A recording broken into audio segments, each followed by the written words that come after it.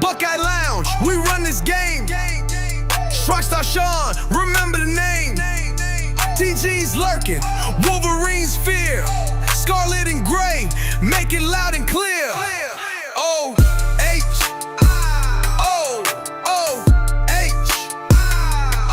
TG and Shaun, bringing that smoke. They stand in the paint, that ain't no joke. Tune in, turn up, let the show begin. The Buckeye Lounge, straight fire within.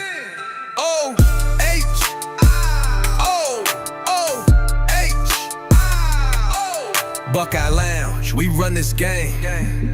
Shrockstar Shaun, remember the name. TG's lurking, Wolverine's fear. Scarlet and gray, make it loud and clear.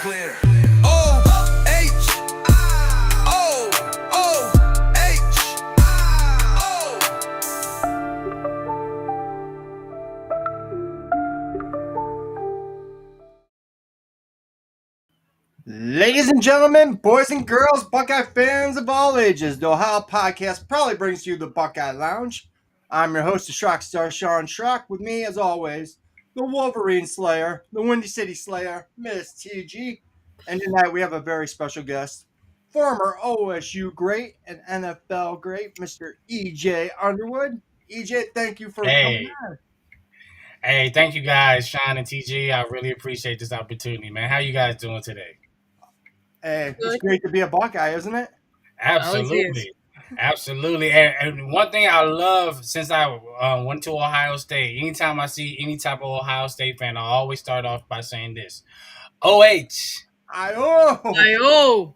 Yes, sir. Yes, sir. I was walking downtown New York City, and I had my hat on.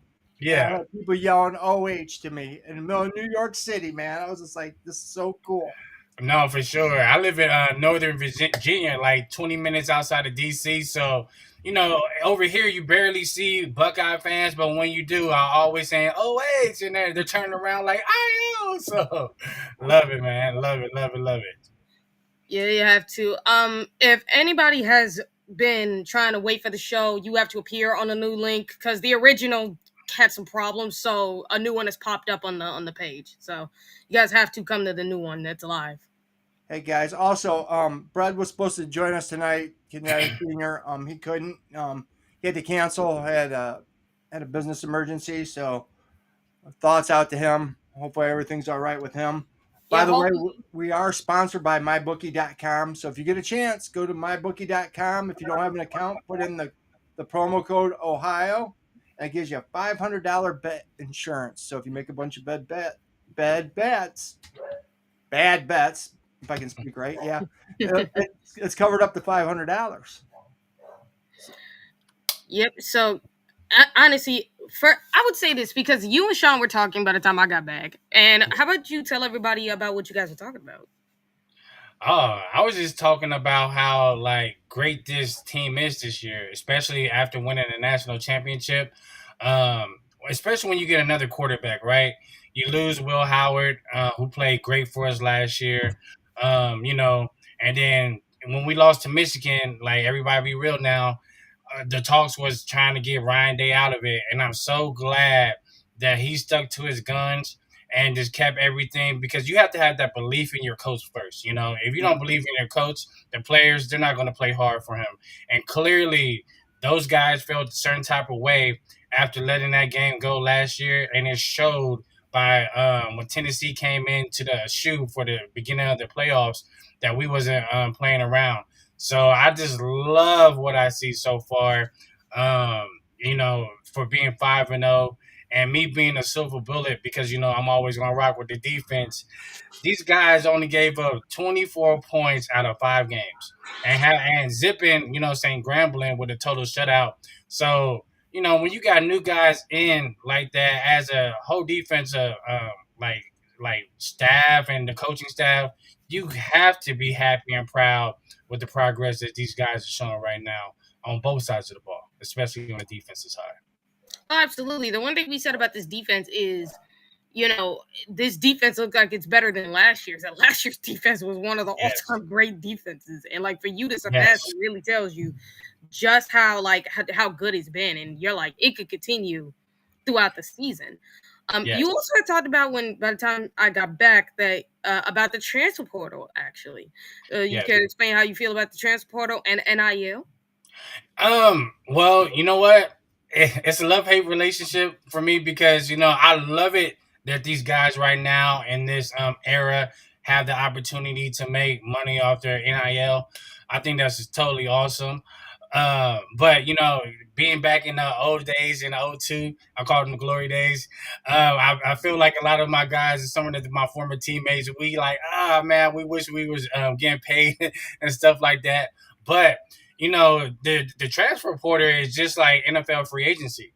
So once you get the right people into your system, you will do amazing things. And by the grace of God, we've got the right people in, like who transfer in, because I watched Will Howard when he was at K-State. So when he came into Ohio State, that was big pressure on him. And being a quarterback for the Ohio State University, you got to perform. So any type of like shaky performances, people are like looking to the side, like, okay, now like what's going on here? But I'm so glad that kid hung in there and showed his tough and his grit, and delivered us the national championship at the end. So throughout the whole college landscape, we got guys like Carson Beck who left Georgia. He can still be at the University of Georgia right now, but he's at Miami. And nobody, even though they had Cam Ward last year, Cam Ward actually started reunite the whole Miami program again. And not right now, what I'm seeing with Carson Beck, he's just taking the baton and still doing his thing. So you love to see those type of stories, like that. And it's good for college football because you got to have the blue blood programs like Miami. You see Florida State's doing good. Florida right now, that's a whole different story. So not going to talk about them because they're in the SEC, and I don't really like teams like that in the SEC because I'm a Big Ten guy all the way. So anytime I see an SEC team struggling, I'm always happy and cheering on the side. But just with the transfer portal, though, if you get the right people in, it could definitely change your program for the better.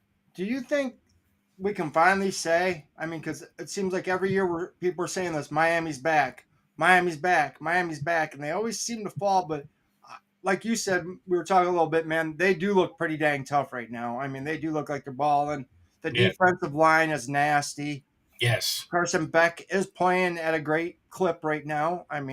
Last year he had trouble throwing the long ball and was getting intercepted, but we'll see how that goes, coming on. But do you think this is the year for him? I think what the transfer portal has done, it has took pressures away from like incoming true freshmen, right?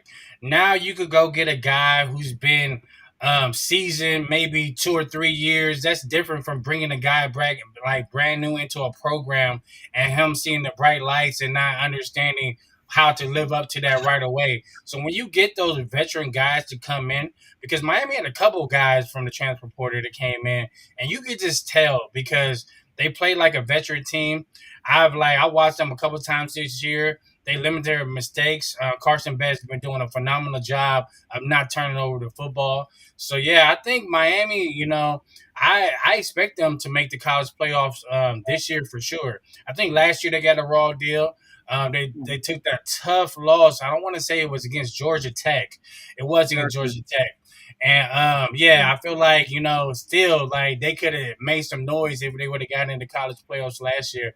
But I most certainly definitely think they should make it this year without a doubt. Yeah, they suffered 2 bad losses, I believe. It was Georgia Tech and Syracuse at the end of the Syracuse. Yeah, Syracuse, a real bad one. Yeah. EJ, we want to ask you because some of these younger fans that are on the channel might not be familiar with your work. So please give everybody a little brief history lesson on when you were at Ohio State and how you became a Buckeye.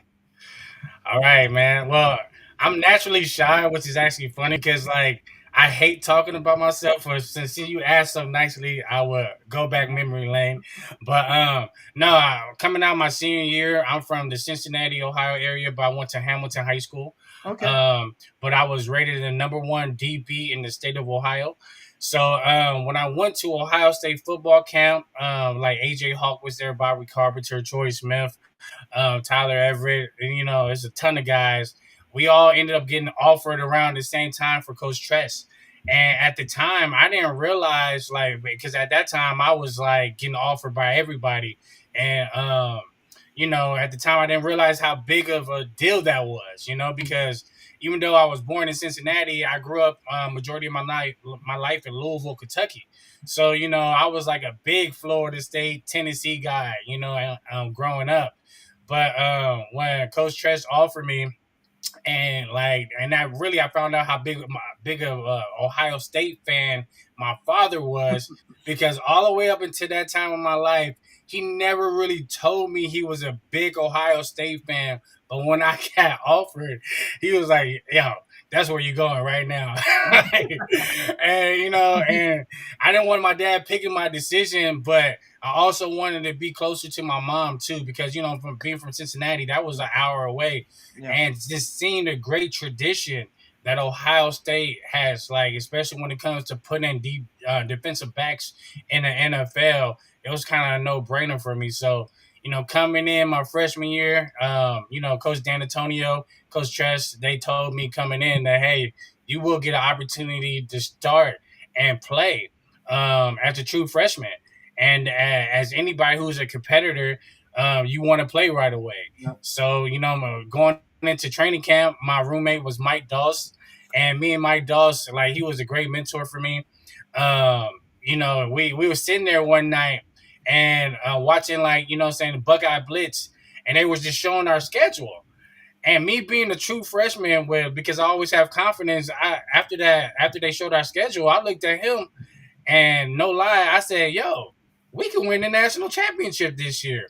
And as God is my witness, he looked at me, he was like, "Yeah, we can," And anytime, like I see Doss, like that's one of the stories I always bring up, because I felt like then, like the team that we had, like we had some amazing talent on that team.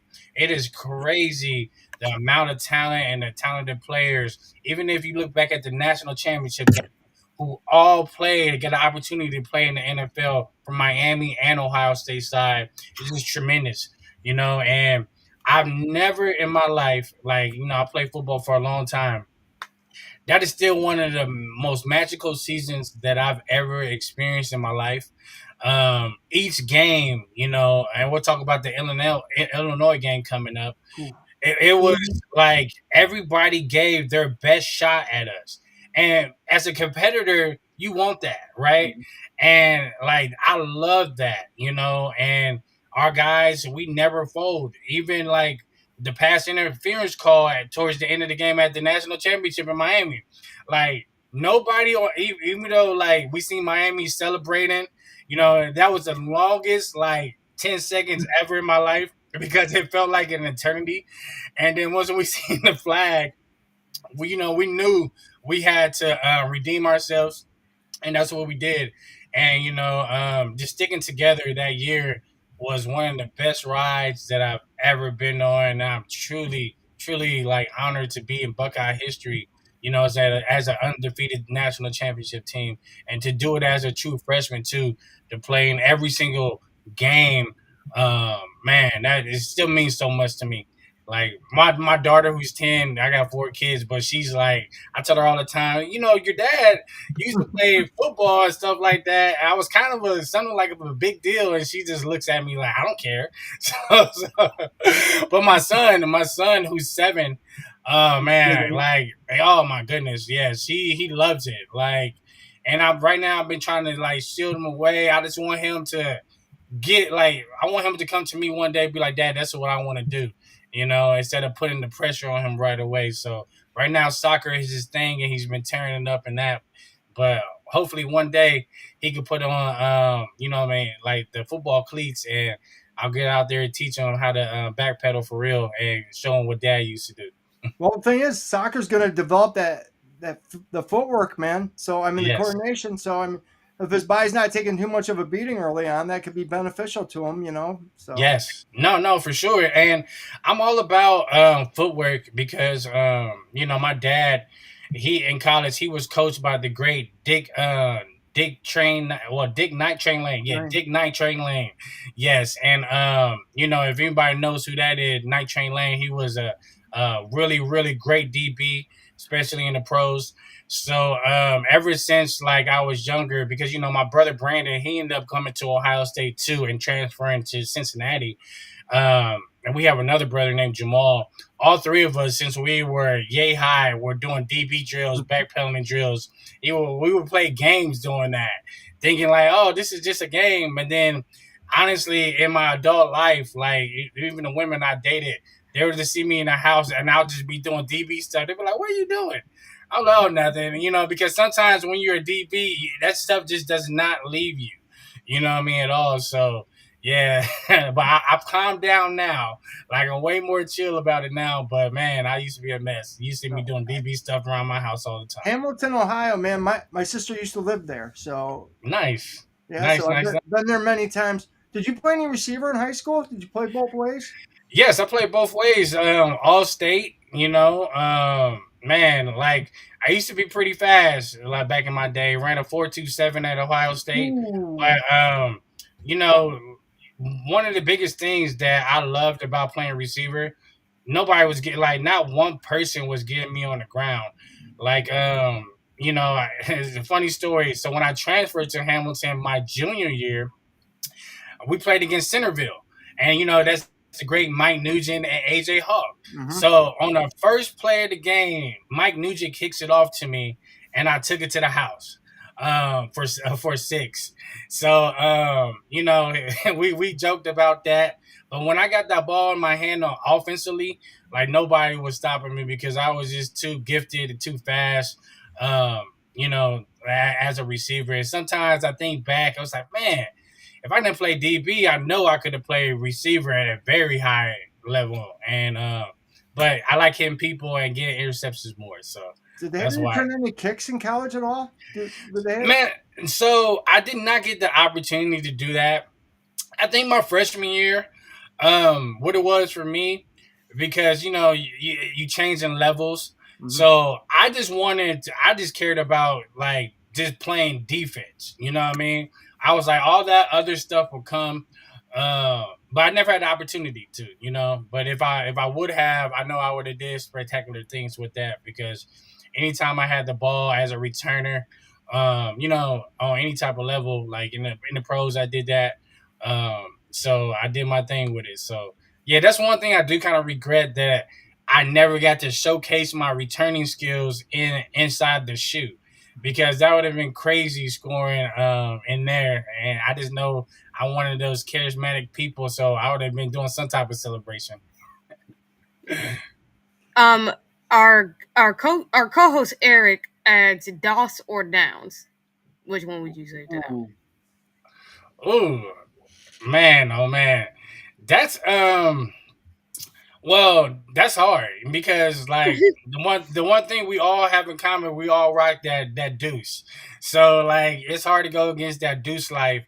And both their names starts with the letter D anyway, so it's a toss up, but I just think that for real, watching like Dawson being there firsthand, seeing his leadership, it was second to none. You know what I mean? He was one of those guys that you wanted to play for it, right? Mhm. And watching Caleb play too, man, that's a treat as well. And watch him come from Alabama, and he already knows the how serious Ohio State football is because that's how Alabama football is. So just watching him too, man, has been a pleasure. He's a quarterback on the defense, and he has a lot to do with us not giving up.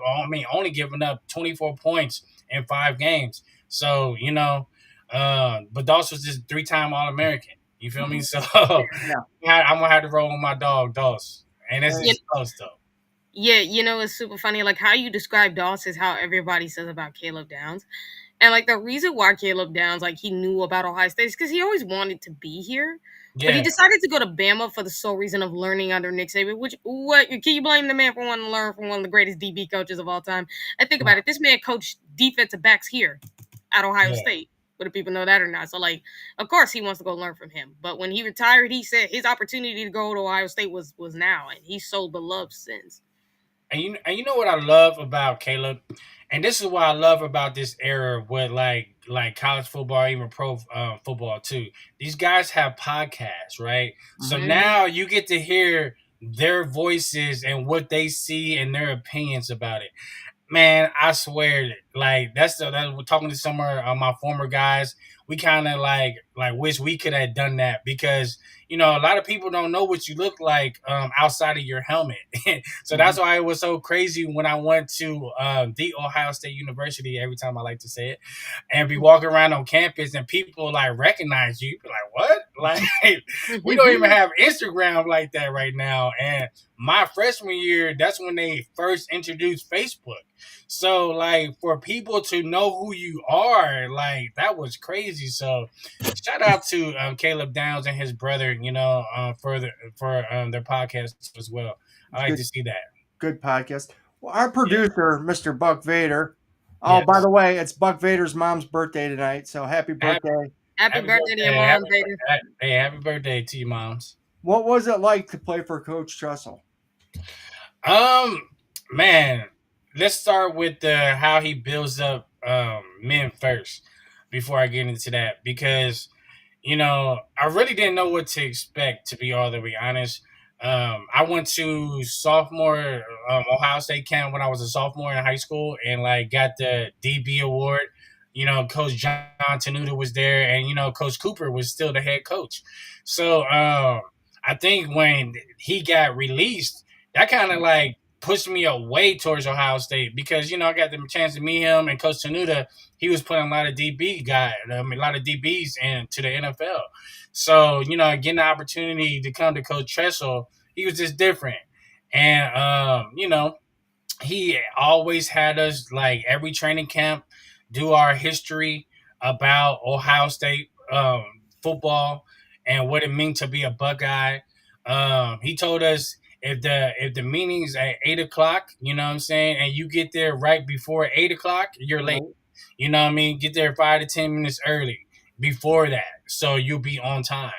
And that's something I've always like carried even to my professional career right now because like a lot of people don't understand about what it is to be on time, and I'm Mhm. so anal about that. Excuse me. I feel like if I'm not like on point, then I'm off. Mhm. So like I was one of those guys who always had a tradition, and if I didn't like, especially when it comes to game day, and if I missed something on like what I like to do, I was like, it's like, oh my god, it's like I'm in panic mode because I wasn't like prepared. So it's about just being prepared, and he prepared you for life. Now as a coach, man, it was cool, you know what I mean, to play with him. Now I tell this to people all the time. You guys have what you guys watched on Saturday, like during the games, was not how it was during practice. Because our offense during that week of practice, man, we will be running some plays and we be like, oh my goodness, we are about to smoke anybody because we sometimes we have a hard time stopping them. Mhm. And then we we get to Saturdays and we looking like, what is going on here? Why are we not calling those plays that we ran all week in practice? But like looking back at it, he was actually preparing the future, you know. And so that's why when you see somebody like Troy Smith step in, Troy was doing that stuff for 4 years. You know what I mean? Like with the plays that were being called. But Coach Treshman, like it was an honor and privilege. He is the lieutenant governor now, I do believe. Yeah. So it's pretty cool to say that you played for somebody, that you was a part of his first recruiting class, and now he's a governor, Yeah. lieutenant governor. That's crazy. So I might have to call him and say, "Hey, coach, how you been?" You know what I mean, like just to check in on him. But I'm just proud that I had the opportunity and the privilege to play for such a great man like that. Our friend Or Najee Green wanted to ask yeah. you real quick. Uh, Where were you when Holy Buckeye happened? What was Holy Buckeye? I never heard that phrase before. The touchdown for Purdue to Jenkins, Krenzel to Jenkins. Oh man. So yes, that was another intense game, man. Oh my goodness. So now you talk about on the 4th and 1. Yeah. So we had called timeout, I do believe, and I'm thinking at that time Maurice is getting it going. So I'm like, okay, either we could do a quarterback sneak or just give it to Maurice. He's definitely gonna get a yard. So once I seen Craig dropping back, my eyes was like, what? And I know the corner Antoine Rogers, number 12 that Mike was on. He's from Middletown, and Middletown is Hamilton's rival. So, I don't think he was ready for that. So when you see Mike, who was my Mike recruit, like he was my host when I got recruited, Mike Jenkins, great receiver. When you see him just go up and come down with it, it was crazy. So yes, it was like no, yes, at the same time, like man, it was amazing. Like I said, that was just one of many games that it had you like that. You know what I'm saying? So Well, we had yes. Tim Anderson on, and Eric Boggs, the owner of this channel, he asked Tim, he goes, "What were you thinking when you saw Craig throw that?" He goes, "My thought was, Craig, you dumb son of a." He goes, it cleared out, and he could have ran for a first down. And he Yes. just tosses like I was mad. Then I saw Jenkins catch it. Then I wasn't mad anymore. No, man, you know what? I think like especially everybody who I was around, we all had the same reaction. Like we like, what the heck is going on? But then once you see Mike just come in and like just take it or score with it and secure the catch, it was amazing, man. So yeah, that was one of those plays that I'm glad I'm not an offensive coordinator because clearly our OC he knew what he was doing. Because to be all the way honest, when you're on the road like that, you do not have time for overtime because anything can go. And I love how we just took it and said, you know what, this is our season on the line. Let's just go for it. And that's what we did, and I'm super proud of that moment. Actually, they were supposed to go to Hartsock with the ball, and he was covered. Yes, Ben was supposed to get the ball. We interviewed Ben, and Ben's just like we got a first down on that play earlier either in the drive or in the game, and yes, they covered me well. And he goes, next thing I know, I just see the ball go flying over my head.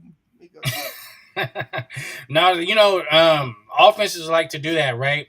So they see something that worked in the game, and try to come back at some point later on in the game. So Craig, who's being the very smart man that he is, he's seen one-on-one coverage out there, and like to be all the way honest, like even me having the chance to guard Mike, especially when I was a freshman, man, there was not too many people who shut him down one-on-one.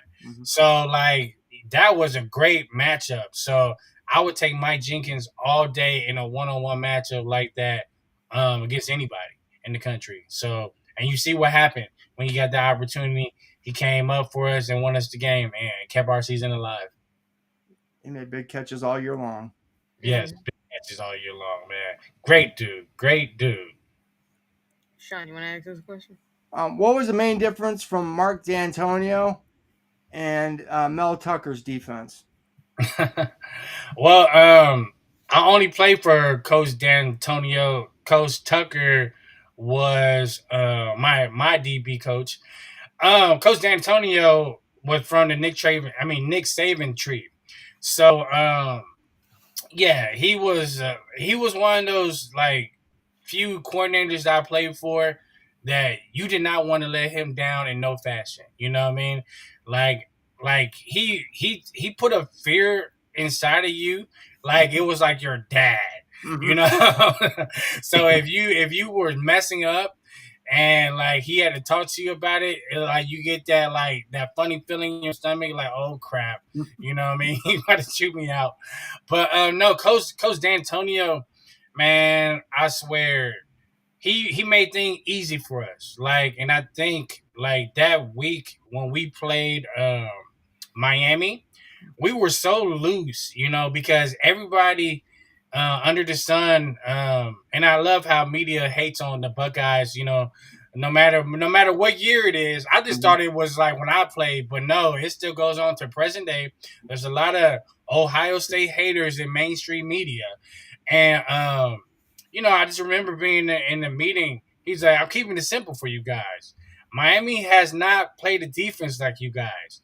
You guys are hitters. You're fast, and we're gonna play fast. We're gonna keep everything simple." And that's what we did. And it showed because when we started hitting Miami in that first quarter, that's when they knew, like, whoa, they never been hit like that before in the last 2 or 3 years. Because at that point, I think they was on the verge to, if they would have beat us, that would have been the 35th win in a row, which would have set a college football record. So just seeing Dawson, Nicky, Matt Wilhelm, and C. Grant, Will Smith, Darius Scott, man, Frazier, man, I could go on and on. Everybody was hitting, and we had to put the tone to Miami, and when we set that tone to them, they knew it was a long night. And when Will Allen took out McGahee, which nobody wants to see nobody go down like that, but the Miami had got used to it now. Like they were like, okay, we see where we have to step up our game, and unfortunately, McGahee at the time he was revving up. So who knows what that game would have looked like if he didn't go down. But I'm just glad we won at the end of the night. Yeah, it's funny is Arkham Angles basically say, hey, you guys were hurting the Miami players. They never had that happen to them. But also, Andre Green even mentions that the people that hate us, they hate us because they ain't us. No, and you know what? That is so true because even when I got to the league, right? One of my teammates was Sonoris Moss, and we talked about that game. And he was just like, man, that was because he was a redshirt freshman. So I was just telling him about my experience. I had to guard Shaun Taylor, the late great Shaun Taylor, as a gunner, and trying to hold this man up. I tell people the story all the time. Like the first time we punted, I had to do punt return. He just ran right past me, and that was the first time all year. And you gotta understand, I'm a pretty fast guy, but Shaun Taylor was like 6'4". 220 something, running like a gazelle out there. So it was definitely crazy. But man, this Big Ten, that's one of the reasons why I did go to Ohio State, because Coach D'Antonio said, when you come and play for me, you're going to be a hitter, and that's what we do here in the Big Ten. And I think going into that national championship game, we just want to remind people that we are the Big Ten, and this is what we bring, and this is how we do it. I remember Tim Anderson telling us the first play of that national championship game that all four defensive linemen were in the backfield, and the offensive line couldn't believe it. And they put Dorsey on his butt, and because Dorsey hadn't been touched all year long. No one hit those guys like that, and they were just like, oh no, what just happened? No, it's just thinking about it, and now you bringing back some old memories, which I haven't thought about in a long time. I just remember when we were watching film, right? And you could just see how comfortable Miami was during that year. And to some people, that could be terrifying. You're like, oh crap, because they had Kellen Winslow, they had Andre Johnson, they had Roscoe Perez, Willis McGahee, Ken Dorsey. So the list goes on and on with these great players. And you could see, even with the teams that they were playing, they were scared. Just like when teams come into the shoe when I played, and their eyes get real big because they're like, oh my God, I can't believe there's that many people. And you could be standing 2 feet away from somebody, but you cannot hear what they're saying. So people get intimidated.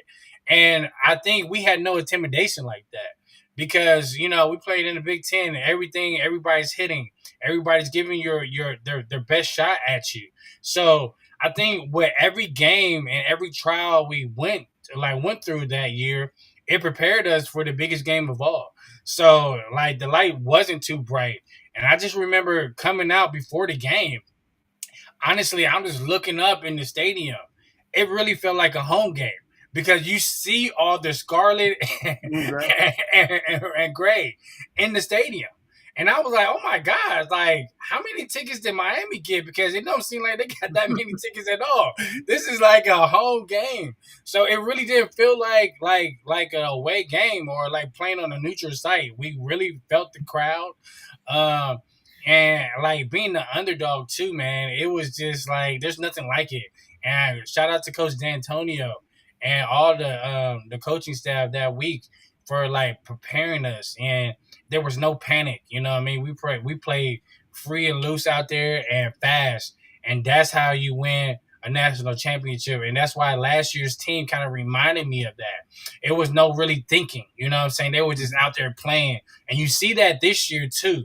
Because when you add somebody like Matt Patricia, you know, like as a defensive coordinator from coming from the NFL, you know, you get those concepts, and those concepts with that type of coach could change the program just like that. You know what I mean? It's a little things that people don't understand to make you from good to becoming great, and then we're seeing it right now.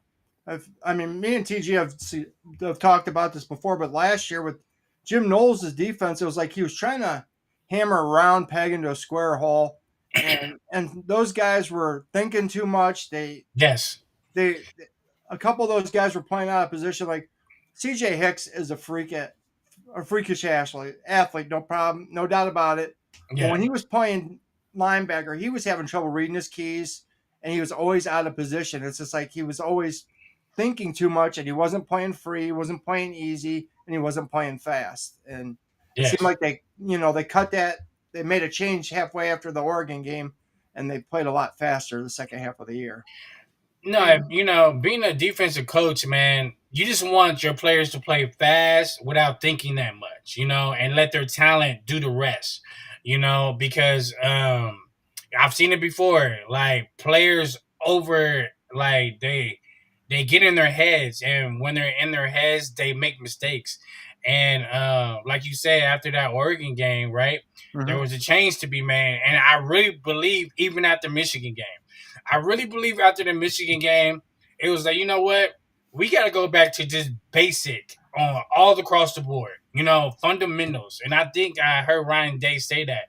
They're really teaching fundamentals because those fundamentals is going to propel you in any type of game, any type of situation.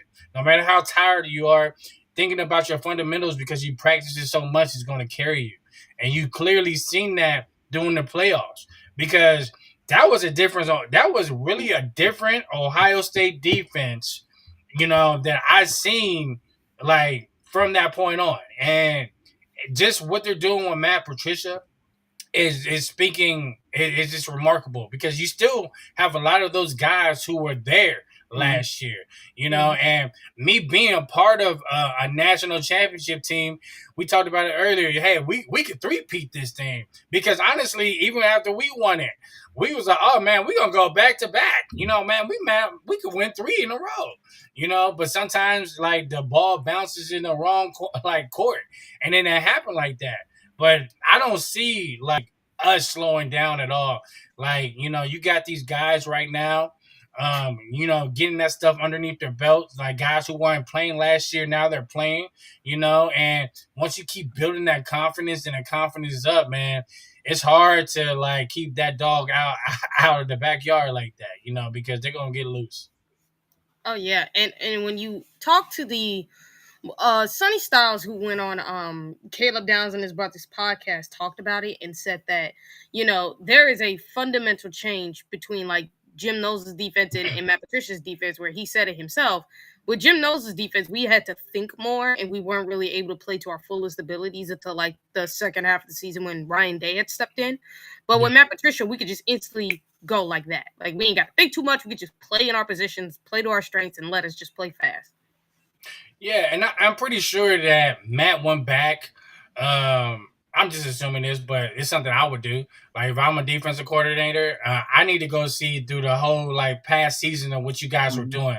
what worked and what wasn't worked. So I'm pretty sure he went back to the playoff game and was like, they're playing real fast. They're not thinking that much. I'm gonna do the same thing and coach them up like that.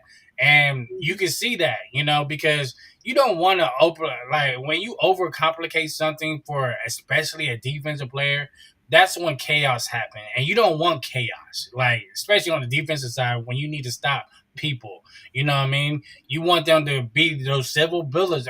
Be those silver bullets and run to the ball and shut stuff down. And that's what we're seeing now. So yeah, Matt Patricia is doing a fantastic job of keeping everything like very simple but complex to enough where they're playing very fast, and that's what you want to see out there. Well, PJ Fleck brought it up. He's just like, we didn't know what the heck they were doing after the first drive because it seemed like every play they had a different front. He goes, we couldn't get a beat on them. He goes, that's the best defense I've seen in 20 years.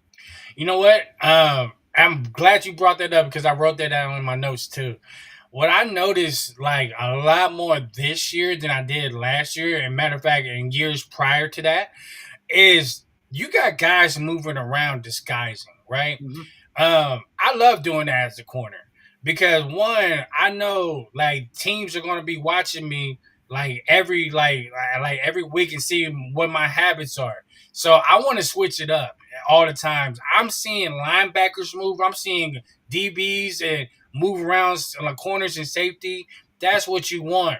You got to keep the quarterback guessing at all times because once a great quarterback gets the hop on that and gets the read on that, it could be over. I just remember when we played Phillip Rivers like my sophomore year at Ohio State.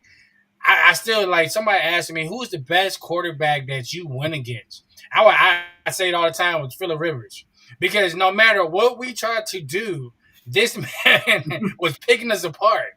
And it was like, man. So now, yeah. So nah, shout out to the defense because they got to keep it moving. You can't be like the one thing I hate, especially when I used to coach high school football. I don't want to see my corners just sitting in one position. You know what I'm saying? Because there's only one Deion Sanders out there that there ever was. He probably could get away with that, but you can't. I need to see you moving around because I do not want the quarterback or even the OCs getting a jump of what type of coverage we're in because you want to disguise it all the way up until the end. And Ohio State does a phenomenal job defensively as a whole group, just moving around so the quarterback doesn't read what they're doing. Well, we even saw it with the linebackers. The one time Arvell turned his head around like he was bailing, and the quarterback thought he was dropping back. They just turned his head around and went right for the blitz and got the sack. I mean, he fooled the quarterback, and that the announcer even said that's something that pros do. Once again, don't do that. Yeah. Matt Patricia, you know what I mean? Yep. He's bringing those little nuances of like something so small and like technical that can mess up like the quarterback's read. You know what I mean? Oh, you got this guy look like he's about to bail out, but he's coming right for the sack for you. Mm-hmm. So yeah, Matt Patricia, I think, has done a phenomenal job in getting these guys to buy in because that's always the main thing. I've been in like programs and organizations where like you don't buy into all the coaches like that, and the really great teams, right? They buy into those coaches. So what you see right now, because the only thing that changed from Ohio State coaching staff has been the D coordinator, right? Mm-hmm. So that's always like, okay, like defense is like that's our like bread and butter no matter what. It's always the silver bullets. Like we're gonna be the ones to stop everything, right? So when you see a guy come in and he has the players' trust and you know what I'm saying, and they have their faith in him, you're seeing like what's happening right now. 24 points in 5 games. Man, it's electric. Yes, it really is. Yeah, it's crazy, man. Well, you think about this T, because that's the first thing I think of. Because we did have a change in offensive coordinator, but Brian Harline's been here, so like everybody kind of knows him. But we're really going to see what he's doing as offensive coordinator. I'm pretty impressed with his play calling. Like he's improved, from 2022. So like bringing in Chip Kelly really did help him, and he's starting to understand like the fundamentals really of the run game. Because when it came to pass play calling, he wasn't struggling with that at all. He was good with that, but it was always the run game, and he shows he's gotten so much better at that now. And then when you look at the defense, it's like, and you hear, regardless how much hate Ohio State gets, they will be honest about this defense, which is when you hear people talk about it, they're like, okay, what offense is going to give this defense the most problems? Because how do you defend? How do you go against this defense exactly? Well, one, Brian was a freshman. Him and my brother came in together like when I was a junior. So watching like Brian's career, watch him go to the pros and then coming back to Ohio State, that has been something awesome to watch. So proud of him and the job that he's done. Because once you like play receiver, right? You get it. You get the gist of an offense, right? So Brian's a very smart guy, and I think having somebody experienced like Chip Kelly, all you could do is learn from that guy. You know what I mean? So I'm pretty sure Brian was a sponge, and Chip took him under his wing and was just coaching him up. And you see it this year, because the run game has been pretty good for us as well. And you have to be balanced, especially if you want to go far and win another championship.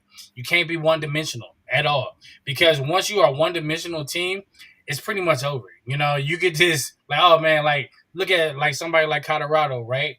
Colorado the last couple of years was just really one-dimensional. They had a great passing quarterback in Shador, but if you don't got a running game, then that like trumps that. So you have to be balanced. So I'm just proud of what the job that Brian has been doing right now, and I continue, and I will. He's going to continue to improve at that role as well. Well, we also heard that Brian's such a hard worker too. I mean, I know everybody said when he played he was just a hard worker, always just grind it, blue collar guy that would grind. And I mean, this looked like you said, he went to the pros. I mean, he wasn't Teddy Ginn or anybody fast like that, but he was just a great all-around player and worked his butt off. Don't take this the wrong way. You know what I'm saying? Brian's one of my light-skinned brothers, we call him, right? Because anytime, like, I line up against a light-skinned brother like that, I'm like, you are not doing nothing on me, buddy. You know what I mean? And that was the case, because that's the type of mentality I had. But he's super tough, and he knows that. So him working hard, you know what I mean, and by playing that position, it's no wonder why his hard work is showing off now. And Brian is a great hard worker. So like when you got people like that, I always bet for those guys. I would never bet for a guy who wasn't a hard worker at all, because they're gonna give you the minimum. Brian's gonna give you everything he got and then some. So that's why I've been so impressed, with what's going on with the offense right now, especially having another like a brand new quarterback. So like shout out to B Heartline. I'm proud of this dude, and I'm just continuing to just being amazed about what our offenses keep doing behind him. I mean, if you look, we're just scratching the surface of what that offense can do, man. It's yes. I mean, it's gonna get so much better by the end of the year. I mean, that's what's kind of scary about it. You know what? I was looking at Julian Sayan's numbers from last game. 23 or 27, 326 for 3 TDs, 0 interceptions, and a quarterback rating of 97.4. Pretty soon here, I think we're going to be hearing about him being the Heisman candidate, because for what he has done, right? Like, listen, like you play Texas your first game as a starter. That's a big game, guys. Like, and I thought he held his poise, and I was very impressed with that. I was like, wow, this guy didn't like really look shook at all, like out there. And you see him each week getting better and better and better. You gotta love the fact that he knows how to protect the ball, because you don't want a guy out there just giving up the ball like that. So he was a 5-star recruit for a reason. And I'm starting to see that, and I'm glad Buckeye Nation is seeing that as well. So, he keep like towards the end of the year, he would not be the same player like he was at the beginning of the Mm-hmm. year. So, and sky's the limit for this kid, for sure. Kid's accurate. I mean, the Yes. completion percentage is through the roof. And like you Yes. said, his poise is. I mean, look at the Washington game playing in that hostile environment. He didn't get shook out there either. And they were blitzing him an awful lot. Yeah, it's something about California quarterbacks, man. They got that like that chill about them. When he takes off his helmet, he sees the long hair. It kind of looks like a surfer or skateboarder, kind of. You know what I mean? So he got that chillness about him. But you could also tell that those guys that play for him too. Like I see guys going after the ball when he throws it. And that's just a signs of a good leader, at the quarterback position. Um, I really, really cannot wait towards the end of the year because I like seeing each week how he's developed. And even next year, he's gonna be man. It's gonna be crazy next year. But I don't like to jump into the future because I always take each week at a time. You know what I'm saying? Mhm. So wait till Illinois because this is gonna be a big test going up in Champaign. Because even when we went up my freshman year, undefeated, we played. That was a night game, and I'm not sure what time they play. Is it another night game for us this week or is it a daytime game? You guys know? Noon. Noon? Okay. Okay, so noon game. But, I watched Illinois play USC the week after they just took that loss to Indiana. And a lot of the commentators were going for USC. And Illinois came and they really dominated that game.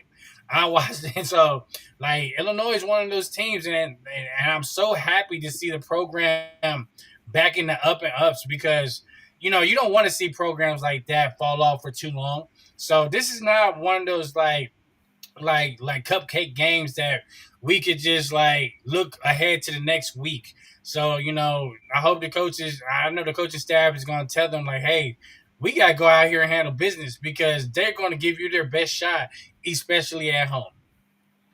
Oh, absolutely. And when you talk about Carolina quarterbacks, the guy that Julius Jay-Z's compared most to is CJ Stroud because CJ's passing was so similar when he came out. And it's like when you look at saying, you're like, you never thought you'd see another CJ, and then here you are looking at another version of him. Look, California quarterbacks, I'm trying to tell you, you know what I mean? Both those guys are extremely accurate. Great poise. I don't think I've ever seen CJ, even in the pros, panic like that. You know what I mean? Like, he does he's so poised. Yeah, he's so poised. And he keeps the same facial expressions because you want to see that in your quarterback. You don't ever want to see your quarterback with his eyes like, oh, man. Then you're in trouble. You know you're in trouble when you see that. But no, it's like, seeing what's saying, I see that too. He hasn't been rattled. He took a couple sacks, but it didn't phase him, So you love to see that in your quarterback. And once again, this boy, he got a great arm. So I love seeing him dropping those dimes out there for sure. How about that shot he took? Remember, TJ, we were talking about the pass to Max Clare when he stood in the pocket, stared down the linebacker coming free on a blitz, and he just stood in there, delivered it, and took it right on the chin. So that is definitely coaching too, right? Mm-hmm. Because when you break down film and you know the kind of plays that you want to run, the quarterback coach or the OC's like, hey, this might be a play. You're going to have to stand in the pocket and you might get blasted. So he showed you. He stood in the pocket and delivered a dime, to him. And when you see that type of stuff, as a coach, you're just proud. Because when your quarterback is able to do that, it's like, okay, we could do big things with this guy. Because nothing is facing him at all. So, no, I love seeing that. And he's tough. That's the best part. And I think when you look back at that play, because I did get a chance to look back at it, like Brandon was supposed to be the initial target with the deep crossing route. But because he had pass rush coming in his face, he saw Max Clare and said, "Okay, I'm gonna get it there," because he knew he wasn't gonna have the time to get it to Brandon Ennis, so he knew he had to get the ball out to Max Clare, which was a second read. So that was actually good about Julian, saying that he was able to dissect that really quickly. I'm not gonna lie. And Guys, No, remember the no. name Luke Fahey, because he's the guy coming in a couple years from California who's built just like Julian and CJ, and the kid can sling it just like them. So I'm telling you. and think about it, Another this kid is a California kid. 4-star. like this kid on 4-star, not a 5-star. It's kind of funny because when you think about it, with CJ Stroud, he was a 3-star when we originally found him. Like, he got bumped up to a 4-star when Ohio State accepted him, because they're like, okay, if Ohio State sees something in this 3-star, we got to see something. And then look at what happened with CJ years later. Julian Sayin is like the one quarterback they didn't screw it up with as a 5-star, and then you got this kid who's a 4-star, and you're like, this kid is so much better than these people give him credit for. Hey, Christopher Wilde's one of the hosts on another show on this channel. He said, EJ, what did it mean being a Buckeye to you? And as you wrapped up your playing career, was there anything special about wrapping it up so close to Columbus and Marion? Kind of a full circle? Oh man. So what did it mean being a Buckeye? I think at the time, like, you didn't know, like, I didn't know like how big Ohio State was by me even committing and going there, right? Mm-hmm. And even when I got on campus, that's when I started to feel like, whoa, this is different. like because there's no playbook or there's no manual to tell you how to handle all that stuff when you're a Buckeye playing for the Bucks in Columbus. And looking back at it, it means so much to me because I've lived all over the country playing, and the one great thing is, like, when you see other Ohio State fans and the excitement, especially when they find out that you played on a team and they might remember you and stuff like that. Because I'm one of those type of guys. I'm very humble. I don't expect people to remember me like that. So when they do, it's like, oh, cool. You know, very, very honored for that. So just being able to say that I won a national championship, because honestly, that was one of my few goals. Like, I wanted to win the Thorpe Award. I didn't get an opportunity to do that, but I got the next best thing, was the ring, and what I'm saying, winning that national championship, and to wrap my playing career up in Marion, which is like 45 minutes north of Columbus.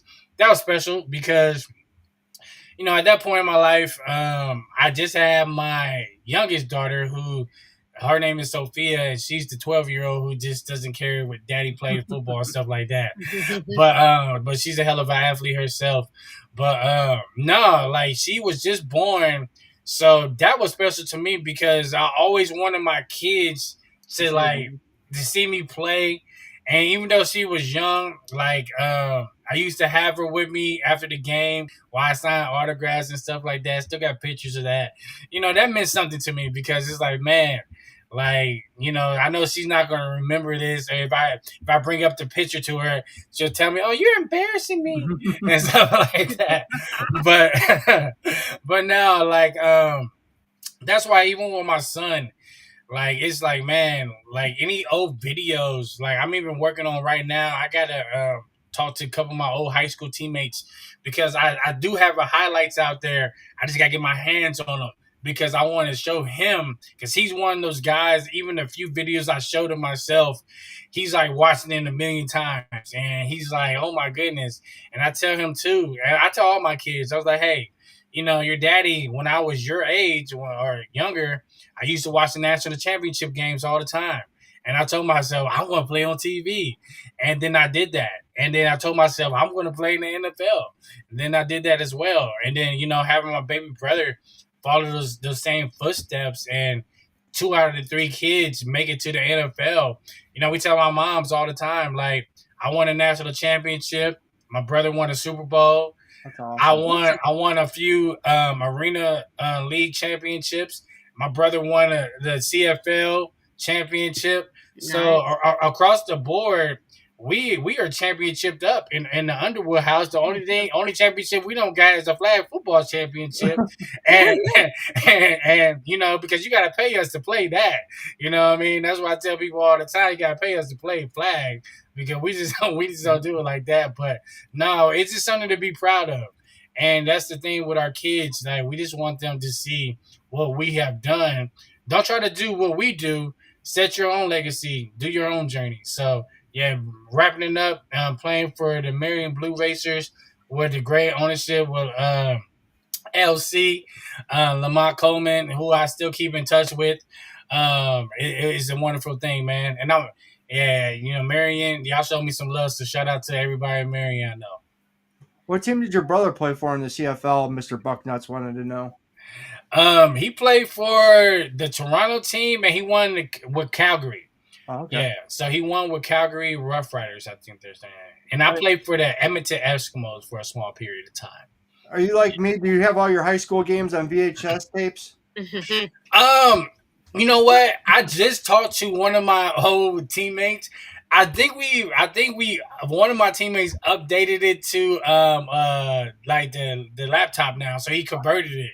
Okay. So yeah, back in the day, the funny thing about that, like I remember like my freshman or sophomore year when we were in the Ohio State locker room, like Angelo Chatham's, Santonio Holmes, all these guys. We started talking about each other's highlight tapes. Like, no, man, my highlight tape's better than yours. No, my highlight tape's better than yours. So, it was one of those things, like, we always competed, no matter what we do, because, like, everybody wanted to be the best. So, no, but Angelo Chatham's highlight tape back then, and it's unfortunate that his career, that people did not really truly get to see him because of his injuries. What took him away from football, but still to this day, he was like the Reggie Bush before Reggie Bush.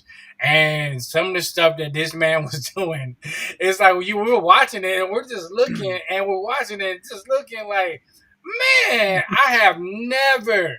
It seems so easy, like, it really looked like he was like a grown man playing with like little kids because what he was doing and the movements. So, it's unfortunate that he didn't have an opportunity to showcase those skills. But man, oh man, Angelo Chatham still has one of the best highlight tapes I've seen in high school football. Well, I want to ask you one question. What's more historic to play in, the Shoe or Lambeau Field? Oh man. So I would have to say the Shoe every time. So I remember like going up to Green Bay when my brother was playing and just getting the whole feel of that. Lambeau Field is by far one of the best NFL stadiums. By far, that community of people reminds me of like Ohio State. Those people, they love their Packers. It's go Pack go over here. Because like our first like Pee Wee football team when we were playing in Louisville, Kentucky, we actually played for the Linden Packers, and we looked just like the Green Bay Packers. So when my brother got drafted to them, it was full circle. Like we was just amazed, crying, happy, like oh my gosh, I can't believe, and but I tell people all the time. There is nothing like Ohio Stadium, and playing in the Shoe, it is a tremendous honor and privilege, because it's different when you're getting recruited and you're there, you're on the sidelines, and then you go sit in the stadium. And then I remember my very first game, like, you're going out to warm-ups, and, there's nobody really in the stadium, right? But everybody's sorry to fill in. And then, we like bring together and then go back in the locker room. Coach Tress gives his speech.